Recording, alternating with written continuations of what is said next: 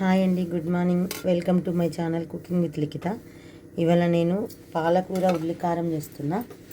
దానికోసం ఫస్ట్ మూకుట్లో కొంచెం అంత ఆయిల్ వేసిన, కొంచెమే ఆయిల్, ఎక్కువ అవసరం లేదు. తర్వాత కొంచెం శనగపప్పు, కొంచెం అంటే మనకు కొంచెం గ్రేవీ లాగా కావడానికి, మరీ ఎక్కువేమొద్దు, కొంచెమే. తర్వాత కొంచెం మినప్పప్పు, కొన్ని పల్లీలు, ఒక 20-30, ఒక 3-4 మెంతులు, కొంచెం జీలకర్ర.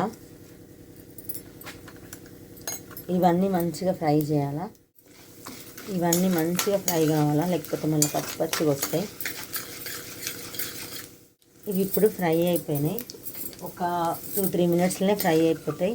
వీటిని ఇప్పుడు ఆయిల్ లేకుండా ఇట్లా తీసి మిక్సీ జార్లో వేసేసేయండి.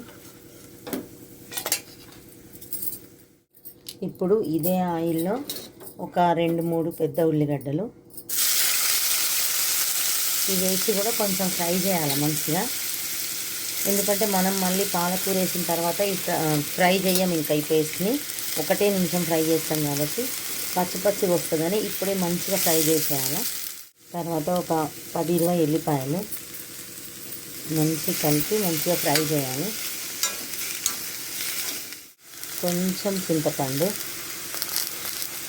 మంచిగా ఫ్రై అయిపోవాలి. ఇట్లా రెడ్ కలర్ అంటే ఒక 90% ఫ్రై అయిపోవాలి ఇన్నే. తర్వాత మనం పేస్ట్ చేసినాక ఒక 10% మాత్రమే ఫ్రై చేస్తాం. ఇవి కొంచెం మగ్గుతున్నప్పుడు దీంట్లో ఉప్పు, కూరకు సరిపోయే ఉప్పు మొత్తం ఇక్కడే వేసేస్తున్నా నేను, మళ్ళీ ఉప్పు వేయను. ఇప్పుడు స్టవ్ ఆఫ్ చేసేస్తున్నా. ఇప్పుడు దీంట్లో కూరకు సరిపోయేంత కారం, దీంట్లో మిరపకాయలు వేయట్లేదు, మొత్తం కారమే సరిపోతుంది. ఇంత ఇది వేసి ఒకసారి కలపాలి. నెక్స్ట్ ధనియాల పొడి, మీకు వీలైతే అప్పుడే కొన్ని ధనియాలు కూడా వేసుకోవచ్చు. మనం పప్పులు వేయించినప్పుడు నేను మర్చిపోయినా అని చెప్పి ఇప్పుడు ధనియాల పొడి వేసేసిన. ఇప్పుడు మనం ఈ మిక్సీ జార్లో ఇవన్నీ తీసుకున్నాం కదా, ఇది కూడా దీంట్లోనే వేసేసి కొంచెం చల్లారనివ్వండి. కొంచెం చల్లారినాక మొత్తం మెత్తగా, అంటే పలుకులు ఉండద్దు, మొత్తం మెత్తగా పేస్ట్ చేసేయండి. ఇవన్నీ ఒక దాంట్లో వేసేసిన. ఇది కొంచెం చల్లారినాక మెత్తగా గ్రైండ్ చేసుకొని వస్తా. ఇది చల్లారండి ఫస్ట్ అయితే. ఇప్పుడు ఇదే మూకుడు మళ్ళీ ఒకసారి స్టవ్ ఆన్ చేస్తున్నా. ఇప్పుడు మనం పాలకూర ఫ్రై చేసుకోవాలి కాబట్టి దానికోసం ఆయిల్ వేస్తున్నాం. ఆయిల్ కొంచెం నార్మల్గా, అంటే మరీ ఎక్కువ ఏం అవసరం లేదు. ఇప్పుడు ఈ స్పూన్తోని ఒక 2-3 స్పూన్లు వేసి ఉంటా అంతే. ఎందుకంటే ఆల్రెడీ ఫస్ట్ కూడా మనం ఆయిల్ వేసేసినాం కదా దాంట్లో, దానికి సరిపడే ఆయిల్ దానికి అయిపోయింది, దీనికి సరిపడే ఆయిల్ దీనికి. ఇప్పుడు తాలింపు గింజలు ఏమి అవసరం లేదు, ఓన్లీ ఆవాలు, అప్పుడే అవన్నీ పప్పులు వేసేసినాం కదా. నెక్స్ట్ జీలకర్ర, తర్వాత పసుపు, ఇవి కొంచెం ఫ్రై కానివ్వండి. ఇప్పుడు ఈ ఫ్రై అయినాయి కదా, మనం మంచిగా కడిగి ఉప్పు నీళ్ళతో కడిగి కొంచెం వాటర్ పోయేదాకా ఉంచుకున్న పాలకూర, వాటర్ వేయొద్దు అసలు, మొత్తం దీంట్లో వేసేస్తున్నా. నెక్స్ట్ కల్లేమాకు, కొత్తిమీర, 2 దీంట్లోనే ఉన్నాయి.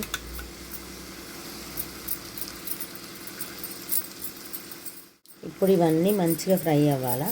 ఫస్ట్ ఇట్లా నిండా అనిపిస్తుంది, కొంచెం అయిపోతే ఆకుకూర అంతా లోపలికి వెళ్ళిపోతుంది. కొంచెం వేడి తగిలితే చాలు. చూడండి, 1 నిమిషంకి సగం లోపలికి వెళ్ళిపోయింది. ఇట్లా ఇది మంచిగా ఫ్రై అవ్వాలా. మూత అస్సలు పెట్టద్దు, మూత లేకుండానే ఫ్రై చేయాలి. మూత పెట్టండి అనుకోండి, మూత పెట్టకుంటేనే ఇన్ని వాటర్ వస్తున్నాయి. మూత పెడితే మొత్తం నిండిపోతుంది, కాబట్టి మూత పెట్టకుండా ఫ్రై చేయండి. ప్లస్ దీన్ని వదిలేసి ఎక్కడికి పోకండి, ఈయనే ఉండి ఫ్రై చేయాలా. మాడిపోనియద్దు అస్సలే. ఏ కూరలు మాడిపోయినా బాగుంటాయి, ఇది మాడిపోతే అసలు మనం తినలేము, అట్లుంటుంది. కాబట్టి మంచిగా ఫ్రై చేయండి. మీడియం ఫ్లేమ్ అయినా పర్లేదు, హై ఫ్లేమ్ అయినా పర్లేదు, కానీ మంచిగా ఫ్రై అవ్వాలి. ఈ పాలకూరలోంచి వచ్చే వాటర్ మొత్తం అబ్జర్వ్ అయిపోవాలి, వాటర్ ఉండొద్దు అస్సలు. చూడండి, ఇది ఇంకా ఫ్రై కాలేదు, ఇంకా ఒక 50% ఫ్రై అయింది, ఇంకో 50% ఫ్రై అవ్వాలా. చూడండి, నేను ఒక్క చుక్క నీళ్ళు వేయకపోయినా ఎన్ని వాటర్ వస్తున్నాయో పాలకూరలోకి వెళ్ళి. అందుకే మూత అస్సలు పెట్టొద్దు అనేది. మళ్ళీ నేనైతే ఇక్కడే ఉండి పెద్ద మంట పెట్టి ఫ్రై చేస్తున్నా. ఆల్రెడీ టైం అయిపోతుంది, చిన్న మంటలు పెడితే వంట కాదని చెప్పి పెద్ద మంట పెడితే కూడా తొందరగా వాటర్ అబ్జర్వ్ అయిపోతాయి కదా. ఇది గ్రైండ్ చేసుకొచ్చిన కదా, ఇది మొత్తం తీసేసి దీంట్లో మంచిగా వేసి కలపాలి. మంచిగా కలపండి. పాలకూరకు మొత్తం పట్టుకోవాలి. ఇది మంట చిన్నగా పెట్టండి, లేకపోతే మనం ఉల్లిగడ్డ కదా, ఇది పేస్ట్ కదా, ఉల్లిగడ్డ వేసింది కదా, తొందరగా మాడిపోతుంది. కాబట్టి ఇప్పుడు సన్న మంట పెట్టాలి. అప్పుడు పెద్ద మంట పెట్టినా పర్లేదు. కానీ మిక్సీలో ఉన్నది మొత్తం వేసేసిన క్లీన్గా, కొన్ని వాటర్ పోసి ఆ పేస్ట్ మొత్తం ఇందులో వేసేసిన. అంటే వాటర్ కర్రీలో పోయలే, జార్లోంచి మొత్తం తీయడానికి కొన్ని వాటర్, ఒక చిన్న టీ గ్లాస్లో చిన్న సగం కూడా పోయలేదు, పోసి మొత్తం దీంట్లో వేసేసి మంచిగా ఫ్రై చేయండి.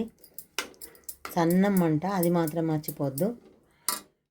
ఉప్పు కారం ఒకవేళ ఏం పడతాయి అనుకున్నా ఇంకేముంటుంది, కానీ ఉప్పు కారం ఏమన్నా పడితే ఇప్పుడు వేసేసేయండి. స్టవ్ ఆఫ్ చేసినాక మాత్రం వేయొద్దు, అప్పుడు అసలే కలవది. ఇట్లా మంచి కలుపుతూ ఫ్రై చేయాలి. ఆల్రెడీ మనకు 90% ఉల్లిగడ్డలు ఫ్రై అయిపోయినాయి. ఒక్క 10%, అది కూడా ఈ పాలకూరతోని, అయ్యో ఇవాళ మాటలన్నీ తడబడుతున్నాయి. పాలకూరతోని ఈ ఉల్లి కారం కలవడానికి ఇప్పుడు ఒక 10% ఫ్రై చేస్తాం అంతే. ఎందుకంటే పాలకూర ఆల్రెడీ ఫ్రై అయిపోయింది, ఇది ఫ్రై అయిపోయింది. కాబట్టి ఇది రెండు కలిపి ఫ్రై అవ్వడానికి ఒక 2-3 మినిట్స్ అంతే. ఇవాళ ఎందుకు కొంచెం అడ్జస్ట్ చేసుకోండి, మాటలన్నీ తడబడుతున్నాయి. అయిపోయింది మా పాలకూర ఉల్లి కారం. స్మెల్ అయితే సూపర్ ఉందబ్బా, తింటే ఇంకెంత బాగుంటుందో తెలియదు, కానీ స్మెల్కి అయితే ఇప్పుడే తినాలనిపిస్తుంది నాకైతే. మళ్ళీ ఇంకొక విషయం ఏంటంటే, దీనికి పచ్చి పులుసు వేసుకోవాలా. నాకు ఇప్పుడు టైం లేదు, నేను చేయట్లేదు. కానీ పచ్చి పులుసు ఇది కాంబినేషన్ సూపర్ ఉంటుంది. ఓకేనా, మీకు వీలైతే పచ్చి పులుసు వేసుకోండి. బాయ్ అండి, ఇవాళ మా వంట ఇదే.